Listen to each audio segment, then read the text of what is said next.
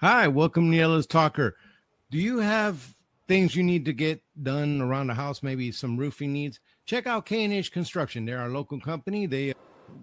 Chris Helms, he'll take care of you. Anything that you want to get done around the house. He's a general contractor, been in Waxahachie his whole life. Check him out, K&H Construction. Today, my very special guest is Miss Sabrina Trobak, who is a published author and a therapist. How are you doing, ma'am? I'm very good. How are you? I'm good. Thanks for having me. It's nice to be here.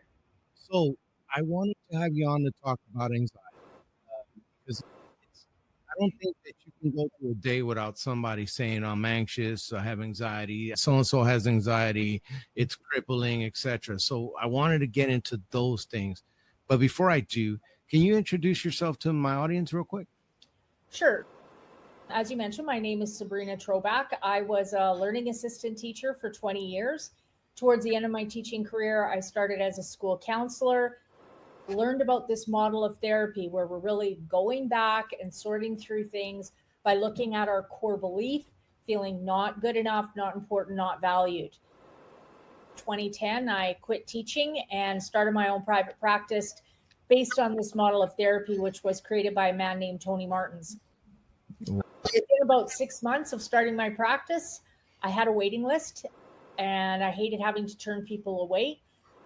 And so I decided to write a book called Not Good Enough, Understanding Your Core Belief and Anxiety, as a way to provide a resource for people who can't access counseling for whatever reasons.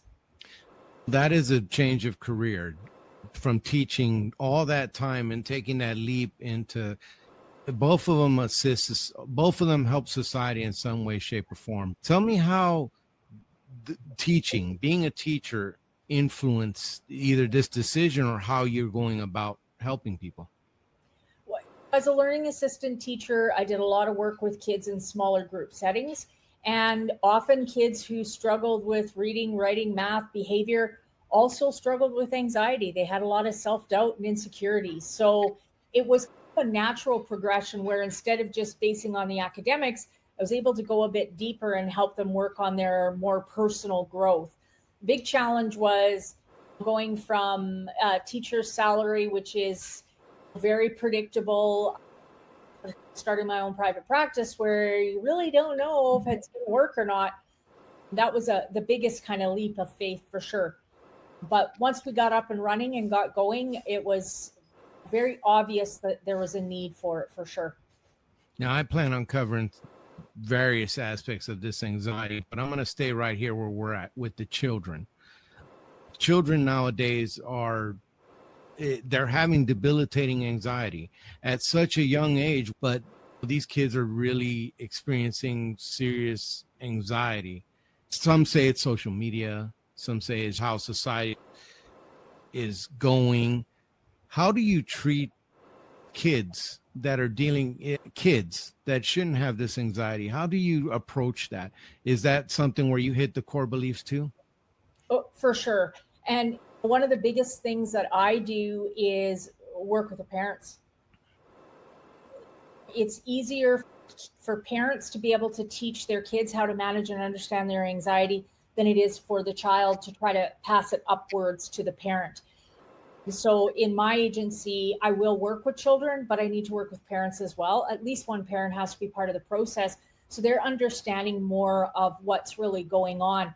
I think a big issue is we've swung from one side of the pendulum to the other. So you're right. We grew up, we had anxiety. It was suck it up, like tough, deal with it, which we weren't dealing with it. We just got really good at figuring out how to push it down, but it stayed stuck there. And we're not very good at feeling our emotions, sorting through our emotions. So we know how to suppress it. Now we've swung all the way over to the other side of the pendulum where if I have any anxiety, we need to find that balance in the middle where, okay, I've got emotion there. How do I build confidence in dealing with this? I need to make a plan. I need to be aware of what my anxiety is. I can handle it. Bottom line, we create our own anxiety. So the more I can become aware of that, and instead of anxiety being this thing, oh, you said the magic word, crippling. Oh, it's crippling. I can't do anything. We need to go, okay, I have anxiety. So what's my plan on how I handle it? The number one way people deal with anxiety is avoidance. But the number one thing you can do to increase anxiety is avoidance. Wow. Yeah, no, that is a thing because as a veteran, I get that. Avoidance was something that I practiced. I was doctorate of avoidance. I was a yes, I was. I avoided a lot of things and I like to isolate. A lot of people do that when they're anxious. So I don't want to go to the store because there's a lot of people, and then I don't want to get in the car because I might see people, and I don't want to leave the house because I might see people, and then it just snowballs. But with children, I love that you pointed out to the parents how, and there's obvious ways, but how have you seen the parents influence this anxiety? Oh, significantly.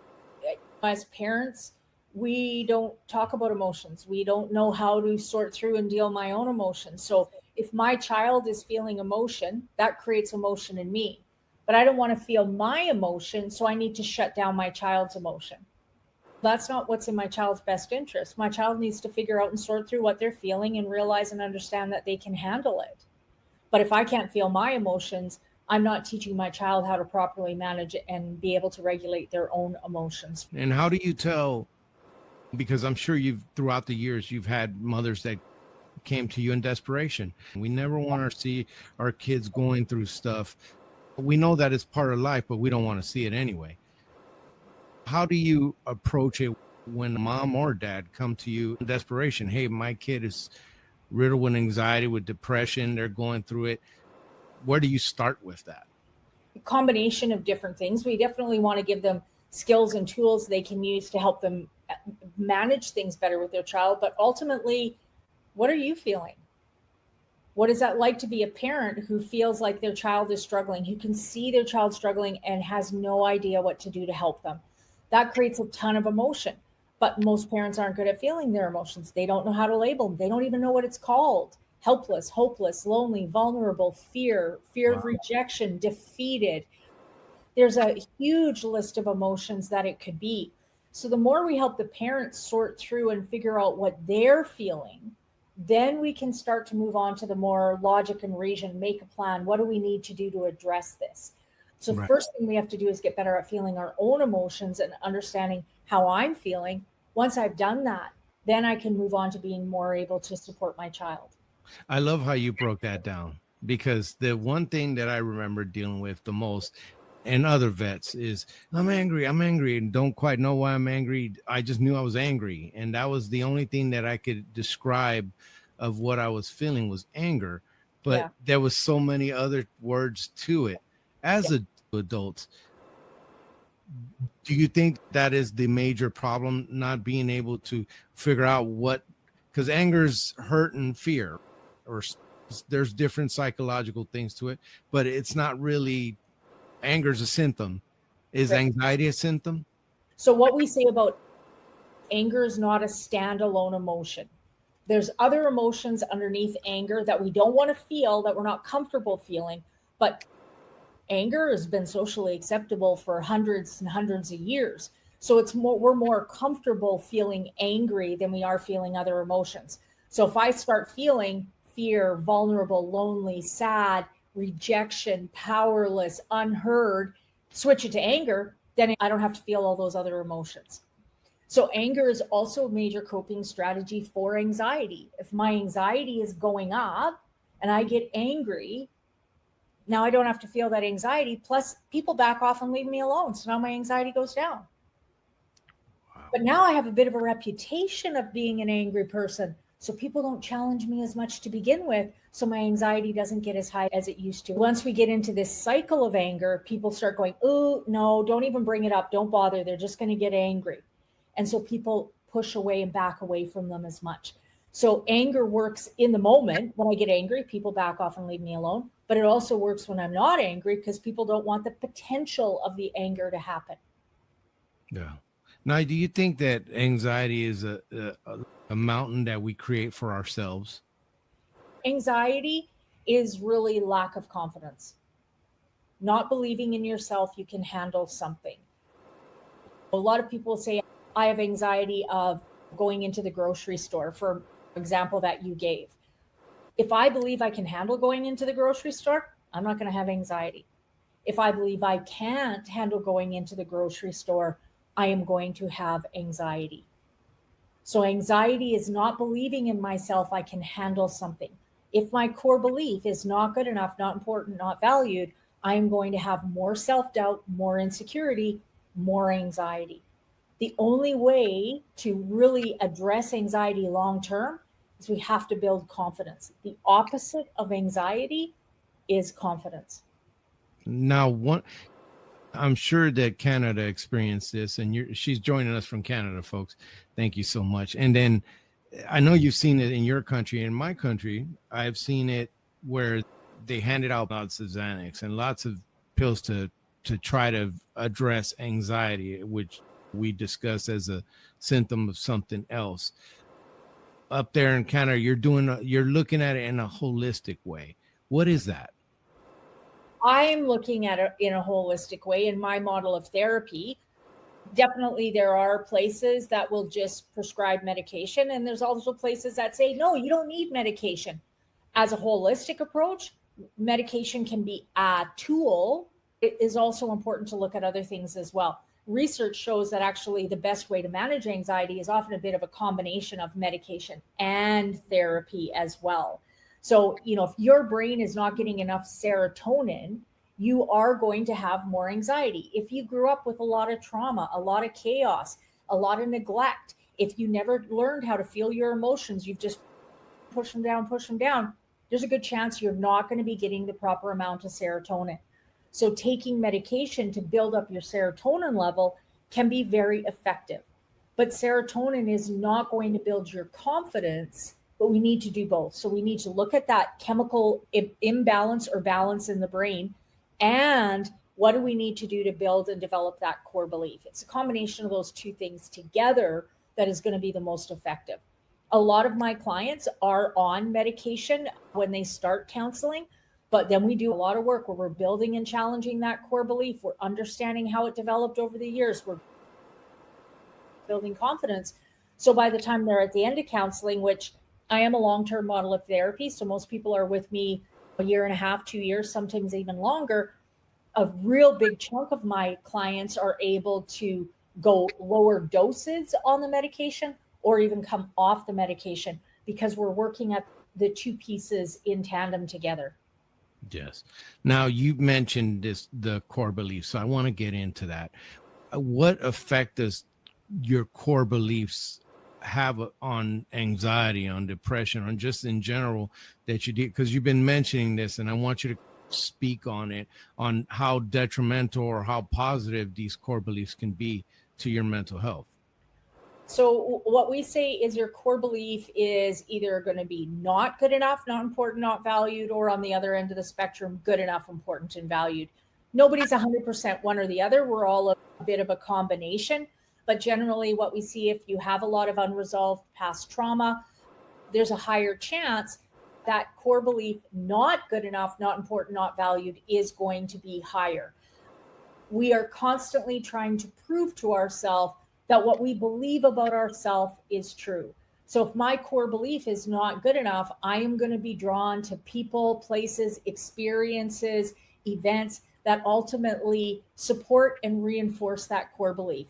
Might give me a bit of a break where I don't really have to think about it in the moment, but then after the fact, I end up reinforcing and supporting that one. For example, shopping, right? When I go out and shop, I don't have to think about everything. Everything's nice, new smell, all that kind of stuff. Then I get home, maybe I have to hide some of it from my partner because he doesn't know how much money I spent. I've spent way too much money. Now I've got more credit card debt than I had before, ultimately reinforcing not good enough, not important, not valued. So we are drawn to things that reinforce that core belief. If we don't work on challenging at that core belief level, we end up seeing those behaviors just repeating themselves over and over again. Success rate for Alcohol Anonymous is 3 to 5%. So if it's just about alcohol, we'd have a much higher rate, right? But if my core belief is not good enough, not important, not valued, I'm not going to quit drinking for a very significant period of time. It's a tool I can use that gives me a brief reprieve, but then later on, I can use it to fulfill my core belief, not good enough, not important, not valued. Of that 3 to 5% who actually stop drinking, huge majority of them go to anger or gambling. So it just switches from one unhealthy coping strategy to another unhealthy coping strategy, because all unhealthy coping strategies reinforce and support not good enough, not important, not valued.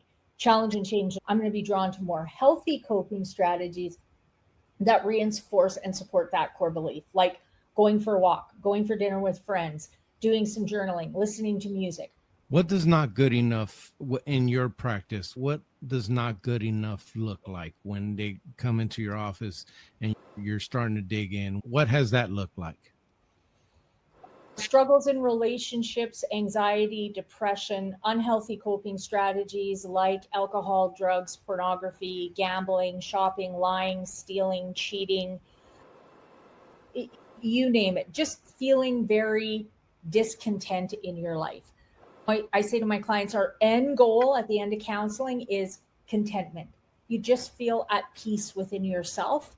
When that core belief is not good enough, not important, not valued, you don't feel that inner sense of peace. You feel like you're always striving for something else. Then I'll be good enough. Then I'll be good enough. Then I'll be good enough. But of course, as long as you're looking out here, you're never going to feel good enough in here. Sabrina, that's a deep cycle. How do you break that? Because sometimes, and here's before I let y'all answer on that one of the things that I saw with trauma that I dealt with and others is that we embrace it. It almost becomes our crutch. We hold on to it. We put a death grip on it. So talk to me about that. This core belief has been going on since, honestly, before you were even born, right? You are going to be born into a similar core belief that your parents have. So if your parents feel not good enough, not important, not valued, they can't really teach you anything different. So this is something that has been going on for an extremely long time, decades, often by the time I start working with people. And so we have to go back and get a better understanding of how is that core belief developed? Start becoming more aware of how often am I doing that to myself, where I'm self-sabotaging because things have been going really well, but now it's out of balance. It doesn't support that core belief. So I sabotage myself as a way of reinforcing that core belief. So we have to really gain a big understanding of why we're doing what we're doing. If I don't understand why I'm doing it, I'm not going to have a lot of long-term success. It's just not going to happen. Understanding why I'm doing what I'm doing, now I can challenge it at that level. If I have someone who comes in who's struggling with alcohol or porn or whatever it is, I don't tell them to stop because, first of all, they're not going to listen to me. That's not the problem. That's a symptom of something else. We need to gain an understanding of why are they going there? What do they get out of it, right? I get shame, guilt, regret. I get to reinforce those core beliefs over and over again. The why, when you get to the why, is when you get some change happen. I understand that in my life. And so you had mentioned earlier about writing this book, Not Good Enough, because you weren't able to get to, there's only one of you and there's only so much time. So tell me about that book. What are some of the strategies you put on there? Is it something that anybody can read and it'll jump out at them? It'll help them out. Tell me all about this book. So the book is written in a very reader safe way. The font is fairly big. It's easy to read. There's not a lot of big words. I don't use any scientific terms or anything like that. It's just basic layman language. It's broken into very small chunks. So you could literally read 2/3 of a page, a third of a page, and just stop for the day. And how it's set up is you read a little bit of information and then you apply that information to your own personal experiences in activities that are throughout the book as well. So you read a little bit about core belief, not good enough, not important, not valued, and how it's developed in various scenarios that we talk about in the book. And then you take some self-reflection time and figure out, okay, so what are things that I went through where I think I developed that core belief, not good enough, not important, not valued? Connects that core belief to anxiety, gives you a much more deeper understanding of anxiety, looking at it from that not lack of confidence point of view. We talk about the cycle of anger being the tool we use to suppress those emotions we don't want to feel. We look at a variety of different strategies you can use to better manage your anxiety. We talk about emotions. Most people don't really even know how an emotion works. What happens is we have a thought, and that creates a chemical reaction that we then feel physiologically in our body. But most people spend so much of their time suppressing emotions, so they don't really understand how to even figure out what it is they're feeling. The book goes through and looks at different activities to help you gain a better understanding of the emotions that you are feeling, and then strategies you can use to help you manage those kind of things as well. How do you help your clients separate, because we do this ourselves, separate the feeling from the fact? I think once you become more aware about the emotions and what you are feeling, and you allow yourself to feel the emotion, then the fact becomes more clear. So another coping strategy people often use to avoid emotions is they just jump over to problem solving, just fix it, right? What we need to do is get better at feeling the emotions. If I can feel the emotions, acknowledge them, sort through the emotions, now it's more clear for me to see the fact of what's really going on. So the more we're able to use that conscious logic and reason, the more we're going to see the fact. How we get more of that conscious and reason is we need to get better at being able to sort through and understand the emotion. So in my book, I have a page that lists a whole bunch of different emotions. It's on my website as well. You can Google emotions list. What I suggest to my clients is print these off, have 5, 6, 7 copies around your house, have one in the kitchen, one in the living room, one in the bathroom, one in the car. And when you start feeling overwhelmed, angry, anxious, pick it up and read through it. Those emotions will start to connect with you of what you are feeling in the moment. Then you start to gain a better understanding of why you are doing what you're doing right now. The more you understand the why, the more you're going to be able to make that connection. But if you've spent 30, 40, 50 years suppressing emotion, and now you have to start to feel it, it's a blank slate. There's not a lot to go on. So we need that list of emotions that we can refer to help us start to gain that better understanding of what some of these emotions are. Now, I could speak to you all night, but I'm running out of time here. But I did want to ask you something this is why we do things. I know that you've been doing this a long time, and I commend you for helping people. That is such a wonderful thing to do. I love helping people. But can you think back of a case that really gave you this is why I do this? Can you talk about that? Honestly, that probably happens almost on a daily basis, if not an hourly basis, where I can just string some pieces together where my client all of a sudden goes, oh, I never thought about it like that before. And so being able to provide some information from a third person of, what about this? What do you think is going on for them? I never really thought about that before. It's definitely a big part of why I do what I do. Just seeing those light bulb moments come on where we only know what we know. And so when I'm trying to spin around in that small space, trying to figure it out as hard as I can, that can be exhausting and frustrating and overwhelming. So when I can come in and go, but what about this? And they go, oh, that can be very empowering. How can people find out more about you, maybe reach out to you, those kind of stuff? And on my show, the guest has the last word. So I appreciate you coming on. I'm going to go ahead and shut up and give you the mic. My book is available on Amazon, but my website is trobakholistic.org. On my website, I have a lot of information about my counseling agency, but I also have information about buying the book, all of my social media. I am on Facebook, Instagram, TikTok, YouTube, and LinkedIn as well. On my website, I also have a page that is blogs. So again, short 2 to 4 minute reads just around various pieces around mental health. And then I also have a page that has the podcast interviews that I've done as well over the last year or so. Excellent. I do appreciate your time. Can you stick around